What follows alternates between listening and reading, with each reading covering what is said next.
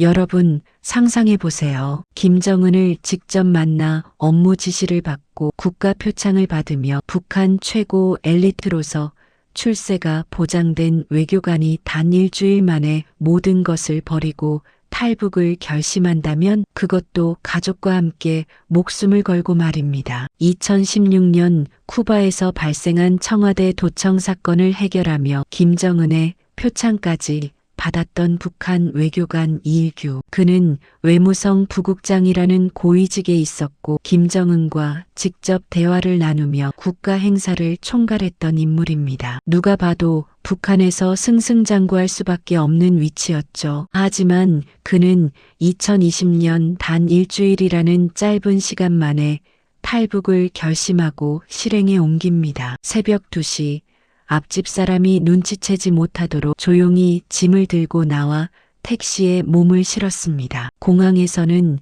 새 여권에 입국 기록이 없어 통과가 안 되는 아찔한 순간을 맞았고 제3국 공항에서는 가족이 강제로 북한으로 돌려보내질 뻔한 극적인 상황까지 겪었습니다. 오늘은 북한 최고 엘리트 외교관의 생생한 탈북 스토리를 여러분께 전해드리겠습니다. 그들이 북한 체제의 민낯을 목격하고 동료의 배신을 경험하며 마침내 목숨을 걸고 자유를 향해 달려간 그 치열한 순간들을 함께 들어보시죠. 이 영상이 도움이 되셨다면 구독과 좋아요 버튼을 눌러주세요. 여러분의 작은 관심이 더 좋은 콘텐츠를 만드는 큰 힘이 됩니다. 이일규는 1984년 아버지를 따라 알제리로 나가면서 처음 해외를 경험했습니다. 당시 그의 나이 불과 7세. 아버지는 외교관이었고 월급 250달러 중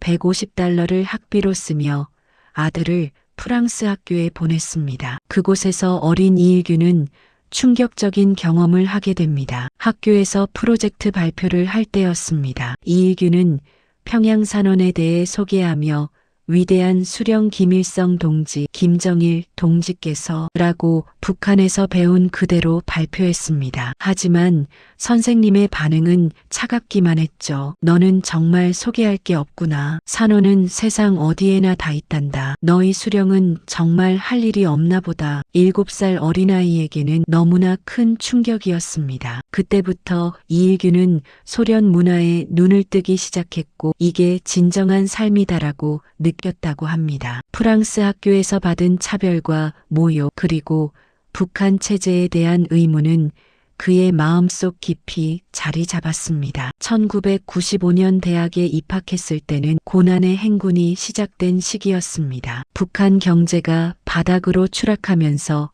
대학 안에서도 도시락을 싸오지 못하는 학생이 속출했습니다. 그중 한 명이 바로 이일규였죠. 학급에서 도시락 싸가지고 오지 못하는 게 저였어요. 어머니는 아들한테 밥을 못 주는 아픔에 정말 괴로워하셨죠. 그렇게 힘들게 공부하여 1999년 외무성에 입부했지만 처음에는 뒷배경도 없고 돈도 없어 자비 발령만 받았습니다. 하지만 조금씩 출세하기 시작했고 스위스, 멕시코, 파나마 등 20여 개국을 출장 다니며 외교 경험을 쌓았습니다. 해외 출장에서 그가 가장 먼저 한 일은 인터넷 검색이었습니다. 저녁에 호텔에 들어가면 인터넷으로 김일성, 김정일을 검색했어요. 북한 내부 사람들이지만 오히려 외부 사람들보다 북한 내부에 대해 모르거든요. 밤새 그걸 파보고 충혈된 눈으로 아침에 일어나 충성스러운 척했죠. 김정일의 출생지, 여성 편력, 비하인드 스토리들을 접하면서 이일규의 생각은 점점 변해갔습니다. 처음에는 설마 그럴까? 했지만 점차 그럴 수도 있겠다. 절대 권력인데 누구도 들여다보지 못하는데 무슨 짓을 못하겠어라고 생각이 바뀌었어요. 2016년 첫 파견을 마무리하고 평양으로 돌아온 이일규는 금이 환영했습니다. 청와대 도청 사건을 해결한 공로로 김정은의 표창을 받았고 2019년까지 아프리카 아랍 라틴 아메리카 부국장 겸 당세포 비서로 승승장구했습니다. 2018년 9월 북한 국경절과 쿠바 대통령 평양 방문 행사에서는 현장 총책임자를 맡았죠. 김정은은 이일규에게 몇 가지를 물었습니다. 그때 이일규는 처음으로 김정은을 가까이서 만났습니다. 비행장 VIP 라운지에 들어갔는데 김정은이 들어와 있더라고요. 몸이 딱 굳어지면서 아무 생각도 안 나고 정중한 자세로 있어야겠다는 생각만 들었어요. 비행기 도착 시간, 비행기 기종 등 비행기 시간이 언제야? 미국 비행기야? 러시아 비행기야? 완벽한 반말이었습니다. 이일규는 대답할 때 자신의 목소리가 살짝 떨리는 것을 느꼈다고 합니다. 김정은이 할 발언은 우리가 100%다 써줍니다. 하지만 김정은이 다 암송하지는 않죠. 쿠바 인구가 몇이야? 라는 질문을 했는데 이건 우리가 써서 보고한 건데 외울 수 없잖아요. 그래서 1000만 명입니다 라고 대답하면서 미국에 300만 명이 이주해 있다는 등의 설명을 덧붙였어요. 모르는 것을 거짓말하면 안 됩니다. 저희가 파악한 바가 없습니다. 잘 모릅니다라고 솔직하게 말해야 했죠. 모른다고 해서 사람을 죽일 순 없잖아요. 하지만 거짓말했다가 들키면 큰일 나니까요. 김정은을 실제로 본 느낌은 어땠을까요? TV보다 작아요. 카메라가 좀 더 크게 확대하는가 봐요. 하지만 그 자리에 있다는 것 자체가 내가 큰 사람이 된 느낌, 앞으로 많은 혜택을 입을 수 있다는 자긍심이 복합적으로 들어왔죠. 지금 생각하면 다 허황한 거지만요. 김정은과 악수한 장면이 노동신문에 나가고 생중계되는 것은 집안의 대단한 명예였습니다. 승승장구하던 이일규에게 위기가 찾아온 것은 2016년 쿠바 대사관 파견 시절이었습니다. 그는 쿠바에서 식당을 하나 내려고 했습니다. 사는 데 도움이 되겠다 싶어 식당 프로젝트를 짜서 평양에 보고했죠. 그때 후임으로 온 사람이 대표부 지도가 일군이었던 인물이었습니다. 대표부 지도관은 해외 나가는 모든 대사관의 사업 성과와 생활을 철저히 관리 감독하는 부서입니다. 그 사람은 이일규에게 돈을 좀 도와달라고 요청했습니다. 자기 과장이 필요로 한다는 이유였죠. 하지만 당시 이일규에게는 도와줄 여력이 없었습니다. 후배한테 나중에 내가 여유 생기면 줄게 좀 참아달라고 했어요. 그게 발단이 되어서 끊임없이 괴롭혔어요. 북한에서는 출장을 가면 수많은 사람들이 달라붙어 돈을 요구합니다. 하지만 대표부 지도관은 실제로 목줄을 쥐고 있는 부서였기 때문에 더 문제였습니다. 우리가 운영 자금이 필요한데 좀 지원해 달라는 거죠. 이일규는 4년 반 동안 끊임없는 괴롭힘을 당했습니다. 실적 평가에서도 야박하게 나왔고 심지어 초라한 곳으로 보내려고까지 했습니다. 정말 그때 쌓였던 분노는 눈물 날 정도였어요. 결정적 사건은 페루에서 일어났습니다. 페루가 북한 대사를 추방했고 외교관까지 추방하면서 대사관 건물을 남기지 않았습니다. 이일규가 가서 협상을 했는데 문제는 혼자 갔다는 것이었습니다. 2인 1조 결합 원칙에 어긋났죠. 내가 가서 뭘 했냐, 무슨 비밀을 넘겨줬냐는 감투를 씌웠어요. 그때 북한에 있는 모든 해외 대표부에 제 이름을 다 내보냈어요. 이일규 참사 자유주의 행동, 당정 요구에 맞지 않는다며 개망신을 줬죠. 회람 전보로 모든 대표부에 돌린 것입니다. 리일규 참사가 자유주의 분자다라는 낙인이 찍힌 거죠. 모든 대표부에서 제 이미지가 완전히 손상됐습니다. 이일규는 분노했지만 참았습니다. 일하는 놈이 욕먹더라고요. 너무 열심히 하면 시기 질투의 대상이 되고 내 뒤에 배경도 있고 인맥도 있고 돈도 있다. 한번 붙어보자는 마음으로 4년 반을 지났죠. 2020년 코로나로 쿠바가 봉쇄되면서 이일규는 경추 디스크가 심해졌습니다. 목 디스크가 심해지면 팔이 마비됩니다. 감각이 없어져요. 저리고 엄청 피곤한 겁니다. 이일규는 본부에 제기했습니다. 자비로 내 돈으로 멕시코에 가서 진단과 치료를 받겠다고 전보를 보냈습니다. 쿠바에서 멕시코는 비행기로 2시간 거리, 한국과 일본 정도의 거리였습니다. 토요일에 전보를 보냈는데 일요일 아침 출근하자마자 대사가 찾았습니다. 전보를 보라며 얼굴을 찌푸렸죠. 지금 같이 중요한 시기에 자리를 비우는 건 문제가 있으니 될수록 현지에서 치료하는 방안을 찾아보고 가지 말라. 이상했습니다. 몇 주일 전에 대표부 다른 사람은 승인받고 치료 갔다 왔거든요. 토요일에 보낸 전보가 일요일에 온다는 것도 말이 안 돼요. 누가 순전히 보고해서 어떤 목적과 의도를 가지고 거부한 거죠. 바로 그 인간입니다. 4년 반 동안 괴롭혔던 바로 그 후배. 그날 저녁 이일규는 잠이 오지 않았습니다. 됐어. 정말 나가겠어. 너 한번 잘해봐라. 분노가 폭발했습니다. 그 분노가 결국 탈북의 방아쇠가 되었습니다. 전보를 받은 날부터 출발한 날까지 딱 일주일 걸렸어요. 하늘이 도왔습니다. 코로나 때문에 오랫동안 여권을 쓸 일이 없었는데 탈북을 결심하기 전에 미리 여권 갱신 신청을 해두었던 상황이었습니다. 마침 새 여권이 도착했죠. 이일규는 늦은 시간에 DHL 사무소에 가서 여권을 찾았습니다. 일찍 가면 여권을 찾고 대사관에 와서 반납해야 하니까요. 여권을 찾자마자 쿠바 여행사의 친한 친구에게 전화했습니다. 제발 묻지 말아달라. 나 오늘 중으로 가야 될 일이 있는데 비행기표 예약해달라. 여권 번호를 입력해서 보냈고 밤 9시에 컨펌이 됐습니다. 비행기는 다음날 새벽 5시였습니다. 새벽 5시 지나면 대사관에 가서 여권을 반납해야 하니까요. 티켓을 끊고 집에 들어왔지만 아직 가족에게는 말하지 않은 상태였습니다. 남은 시간은 8시간. 이일규는 아무 말 없이 저녁을 먹었습니다. 밥을 머리로 씹는다는 느낌이었어요. 안 넘어가요. 하지만 태어난 척해야 하니까 밥을 먹고 조용히 방에 아내와 딸을 앉혀놓고 말했습니다. 나갈래. 비행기표 다 끊었어. 제발 나 좀 같이 따라와줘. 아내는 농담하지 말라고 했습니다. 이일규는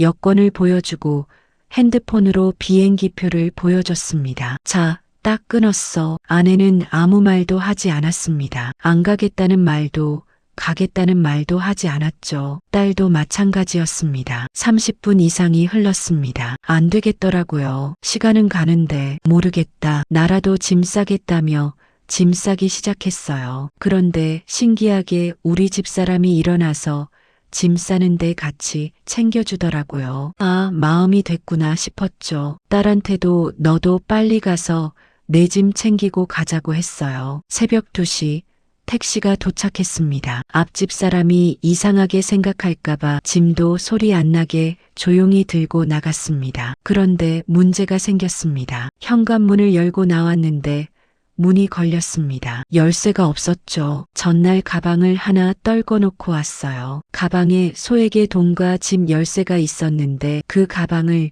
집에 두고 나온 거예요. 급하게 알고 지내던 쿠바 사람에게 전화해서 문을 열어달라고 했습니다. 잠깐 나갈 일이 있다며 거짓말을 했죠. 친구가 문을 열어줬고 세 식구는 조용히 집을 빠져나가 택시를 타고 공항으로 향했습니다. 비행기 출발까지 3시간이 남았습니다. 그때는 뒤를 돌아보지 않습니다. 그냥 앞만 보고 가죠. 공항에 도착했습니다. 하지만 이일규의 눈은 항상 뒤에 가 있었습니다. 계속 뒤를 감시하면서 딸에게 먼저 나가라고 했죠. 여권 수속 가면서 이미그레이션 통과하라고 했는데 딸이 못 나가고 있었습니다. 왜 안 되냐고 물으니 새 여권이라 입국 기록이 없다는 것이었습니다. 통과가 안 되는 거죠. 맞다. 이일규는 순간 외교관증을 내밀면 될 것 같았지만 외교관증은 집에 두고 왔습니다. 급한 마음에 직원에게 말했습니다. 그러지 말고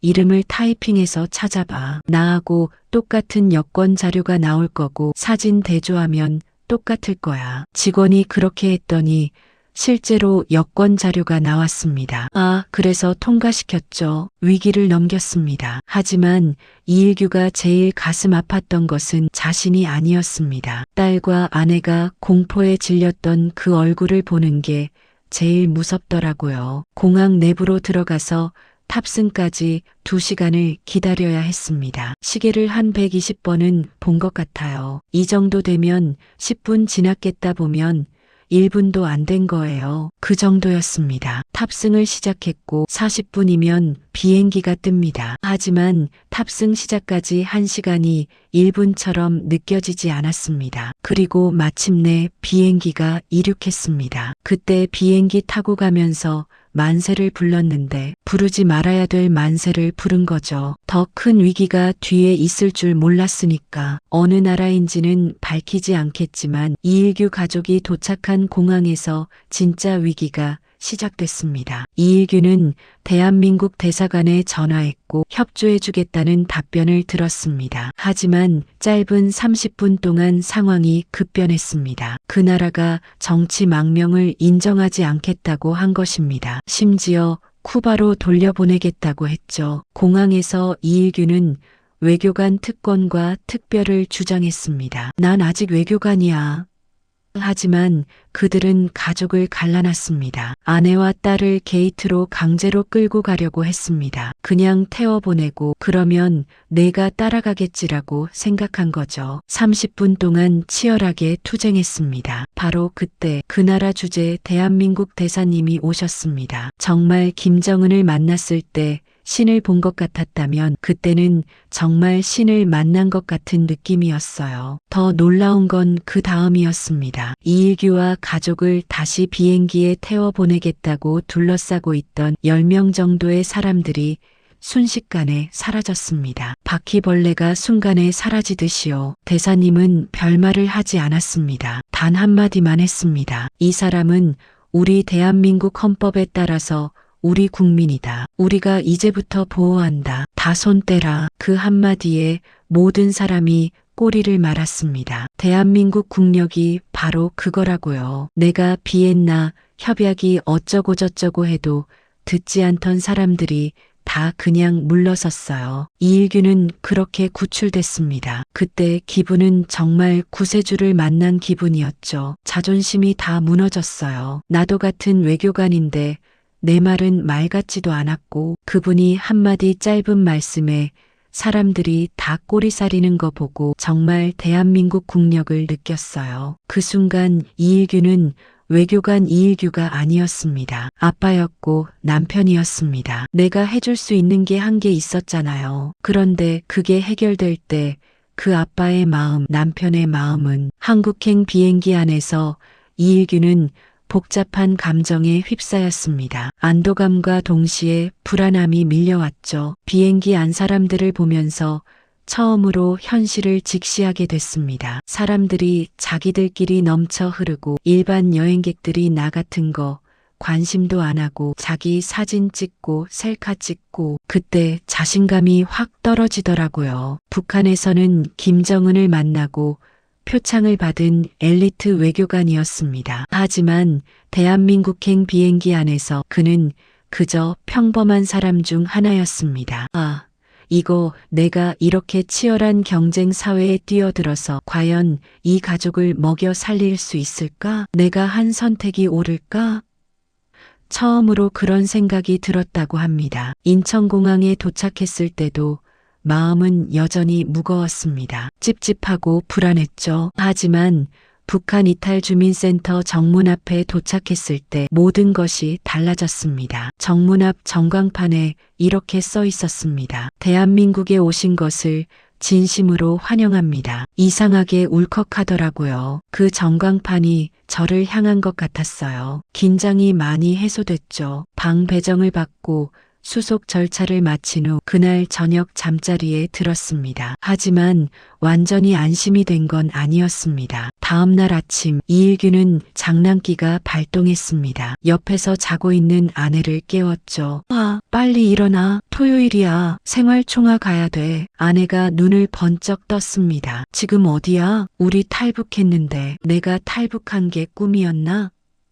공포에 질린 표정으로 주위를 둘러봤습니다. 그 순간 이일규는 깨달았습니다. 아, 이거 내가 장난치면 안 되겠다. 즉시 아내를 안심시켰습니다. 아니, 거짓말이야. 우리 한국 왔어. 그 정도로 제 마음이 편해졌다는 증거였죠. 아내는 지금도 그때 일을 원망합니다. 이일규가 웃으며 말했습니다. 북한 이탈 주민센터에서의 생활이 시작됐습니다. 수많은 교육과 적응 프로그램을 거치면서 이일규는 조금씩 대한민국 사회를 이해하기 시작했습니다. 딸은 처음부터 좋아했습니다. 우리 애는 대한민국 땅 밟는 순간부터 온 세상을 다 얻은 것처럼 좋아하더라고요. 하지만 적응이 쉽지만은 않았습니다. 북한에서 최고 엘리트로 살았던 사람이 대한민국에서는 아무것도 아닌 평범한 사람이 된다는 현실. 그것은 자존심의 문제가 아니라 생존의 문제였습니다. 과연 이 치열한 사회에서 내가 가족을 책임질 수 있을까? 그 불안감은 한동안 이일규를 괴롭혔습니다. 하지만 시간이 지나면서 이일규는 대한민국의 진짜 모습을 발견하기 시작했습니다. 그것은 화려한 건물이나 최첨단 기술이 아니었습니다. 사람을 대하는 방식, 삶의 여유, 그리고 자유였습니다. 지난주 파주 아울렛에 갔을 때의 일입니다. 야외 테이블에 앉아 식사를 하는데 옆에 가스 난로가 켜져 있었습니다. 겨울인데도 손님들이 편하게 야외에서 식사할 수 있도록 난로를 설치해 둔 것이죠. 이일규는 그 순간 깊은 감동을 받았습니다. 우리 진짜 한국 온 거 맞구나. 대한민국 얼마나 따뜻하냐. 정말 우리 잘 온 것 같아. 당연한 것처럼 보이는 그 작은 배려가 이일규에게는 새로운 세상이었습니다. 이일규는 북한에서 많은 나라를 다녔습니다. 20여 개국을 출장으로 돌아다녔고 각국의 문화와 시스템을 경험했습니다. 그런 그가 내린 결론은 명확했습니다. 제가 많은 소련 국가들을 돌아봤지만 대한민국처럼 이렇게 잘된 나라가 없어요. 물론 아직 완전히 적응한 것은 아닙니다. 여전히 북한에는 어머니가 계시고 많은 동료들이 남아 있습니다. 그들에 대한 걱정과 미안함은 늘 마음 한편에 자리 잡고 있습니다. 하지만 이일규는 선택했습니다. 가족을 위해 그리고 자유를 위해. 북한에서는 아무리 높은 자리에 올라도 결국 하루하루 감시받고 의심받고 두려움 속에 살아야 했습니다. 김정은을 만나고 표창을 받는 것이 영광이 아니라 또 다른 족쇄였다는 것을 그는 너무 늦게 깨달았습니다. 언젠가는 이 나라도 제 조국처럼 다가오겠죠. 당당하게 떳떳하게 나는 대한민국 사람이다라고 말할 때가 있을 거예요. 그때까지 열심히 살겠습니다. 이일규의 이야기는 단순한 탈북 스토리가 아닙니다. 그것은 인간이 자유를 위해 얼마나 큰 용기를 낼 수 있는지 그리고 진정한 자유가 무엇인지를 보여주는 증언입니다. 제3국 공항에서 대한민국 대사가 했던 그 한마디를 이일규는 평생 잊지 못할 것입니다. 이 사람은 우리 대한민국 헌법에 따라서 우리 국민이다. 그 한마디가 이일규와 그의 가족을 구했습니다. 북한 외교관으로서 수많은 협상을 해왔지만 아무도 들어주지 않았던 그의 말. 하지만 대한민국 대사의 단 한마디에 모든 것이 해결됐습니다. 우리 헌법 제3조는 명확히 규정하고 있습니다. 대한민국의 영토는 한반도와 그 부속 도서로 한다. 이는 북한 주민도 대한민국 국민임을 의미합니다. 법적으로만 그런 것이 아니라 실제로 대한민국은 탈북민을 국민으로 받아들이고 보호합니다. 이일규는 지금도 매일 아침 일어나면 창문을 엽니다. 자유롭게 인터넷을 검색하고 보고 싶은 드라마를 보고 가고 싶은 곳에 갑니다. 생활 총화도 없고 감시도 없고 두려움도 없습니다. 북한에서는 김정은을 만나는 것이 신을 만나는 것 같았어요. 하지만 제3국 공항에서 대한민국 대사님을 만났을 때가 진짜 신을 만난 것 같았습니다. 이일규의 딸은 한국에 와서 한 달 동안 거의 잠만 잤다고 합니다. 북한에서는 조직 생활로 인한 스트레스가 엄청났기 때문입니다. 먹고 자고 편안하니까 키가 부쩍부쩍 컸어요. 한 15cm 정도 자랐던 것 같아요. 콩나물을 어두운 곳에 놓고 물 주고 덮어주면 무럭무럭 자라잖아요. 우리 아이도 그랬어요. 일주일 만에 탈북을 결심하고 새벽 2시에 집을 나서고 공항에서 아슬아슬한 고비를 넘기고 제3국에서 강제 송환 위기를 겪고 그 모든 과정이 결코 쉽지 않았습니다. 하지만 이일규는 후회하지 않습니다. 파주 아울렛의 가스 난로처럼 대한민국의 작은 배려들이 그에게 큰 감동을 주고 있습니다. 그것이 진짜 자유이고 진짜 행복입니다. 4년 반 동안 쌓였던 분노가 저를 탈북으로 이끌었습니다. 후배의 끊임없는 괴롭힘, 멕시코 치료 거부, 그 모든 것이 결국 저를 자유로 이끈 방아쇠가 됐어요. 어떻게 보면 그 후배에게 고마워해야 할지도 모르겠습니다. 지금 이 순간에도 북한에는 수많은 이일규가 있습니다. 체제의 거짓을 알면서도 침묵해야 하는 사람들, 자유를 꿈꾸지만 가족 때문에 포기해야 하는 사람들, 더 나은 삶을 원하지만 두려움에 갇혀 있는 사람들, 이일규의 이야기가 그들에게 작은 희망이 되기를 바랍니다. 그리고 우리가 당연하게 여기는 자유와 인권이 얼마나 소중한 것인지 다시 한번 생각해보는 계기가 되기를 바랍니다. 나는 대한민국 사람이다. 이일규가 당당하게 그렇게 말할 수 있는 날이 곧 올 것입니다. 아니, 어쩌면 이미 그는 대한민국 사람입니다. 목숨을 걸고 자유를 선택한 순간 그는 진정한 대한민국 국민이 된 것이니까요. 여러분, 이 영상이 의미 있으셨다면 구독과 좋아요 부탁드립니다. 그리고 주변에 이 이야기를 공유해 주세요. 자유의 소중함을 함께 나누고 북한에 남아있는 2,500만 동포들에게 희망의 메시지를 전하는 것. 그것이 우리가 할 수 있는 작은 실천입니다. 시청해 주셔서 감사합니다.